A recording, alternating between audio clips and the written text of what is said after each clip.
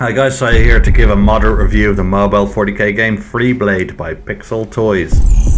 A Freeblade, I understand, is an Imperial Knight that's basically a gun for hire and force unto themselves as they traverse the galaxy looking to rid the universe of scourge like chaos and orc. In itself, this is quite an interesting concept, as you have one of the Empire's most formidable weapons just below the Titans that can go toe to toe with almost any super heavy tank. Freeblade is perhaps one of the most impressive 3D games I've seen on my phone. The detail is quite amazing and the load times are extremely well optimized.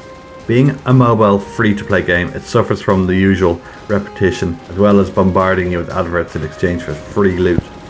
The base game is a light gun shooter brought to the small screen.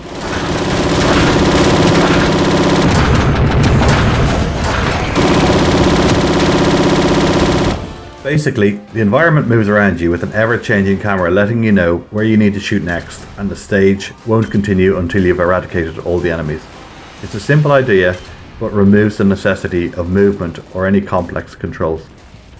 It is a tried and tested formula with classics like Virtual Cop and Time Crisis in the arcades that moved onto the home consoles with limited success.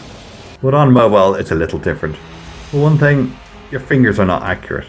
You can see them accommodate this sort of thing with an auto-targeting in play. If you roughly hit the area, the game is forgiving enough to give you the kill. What really doesn't bode well is having your fingers all over the screen at the same time to react to enemies arriving. I'm a 38-year-old with big hands.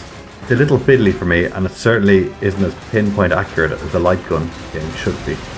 Saying that, I think kids would really take to this. It's fast action, quick, click, nimble play, and not much to think about.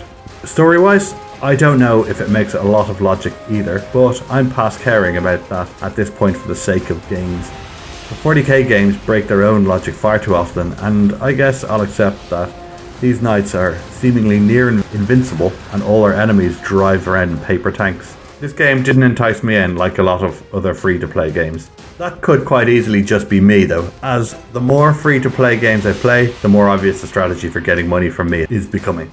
I suspect the free-to-play model will adapt new business models to fool us all over and over again, however. Long gone are the days when you had to create a working game and you were judged on release date for your final product. I do miss those times. It was easier to gauge it as a finished project, but I'll admit that modern games are simply better in terms of hardware support and presentation. It's nice that everything just works nowadays.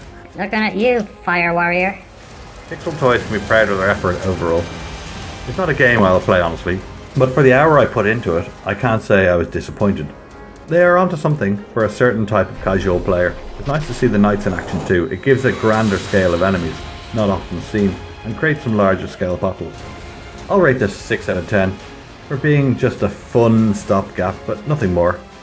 I can't see even the most hardcore fans playing this game unrelentingly. Thanks for watching, and I'll see you next time.